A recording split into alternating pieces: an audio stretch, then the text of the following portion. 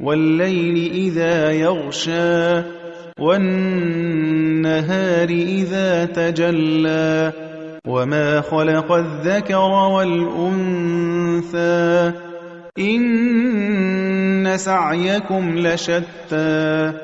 فَأَمَّا مَنْ أَعْطَىٰ وَاتَّقَىٰ وَصَدَّقَ بِالْحُسْنَىٰ فَسَنُيَسِّرُهُ لِلْيُسْرَىٰ وَأَمَّا مَن بَخِلَ وَاسْتَغْنَىٰ وَكَذَّبَ بِالْحُسْنَىٰ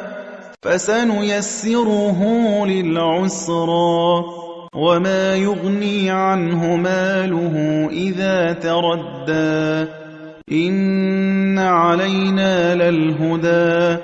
وَإِنَّ لَنَا لَلْآخِرَةَ وَالْأُولَىٰ فَأَنذَرْتُكُمْ نَارًا تَلَظَّىٰ لَا يَصْلَاهَا إِلَّا الْأَشْقَى الَّذِي كَذَّبَ وَتَوَلَّىٰ وَسَيُجَنَّبُهَا الْأَتْقَى الَّذِي يُؤْتِي مَالَهُ يَتَزَكَّىٰ وَمَا لِأَحَدٍ عِندَهُ مِن نِّعْمَةٍ تُجْزَىٰ إِلَّا ابْتِغَاءَ وَجْهِ رَبِّهِ الْأَعْلَىٰ وَلَسَوْفَ يَرْضَىٰ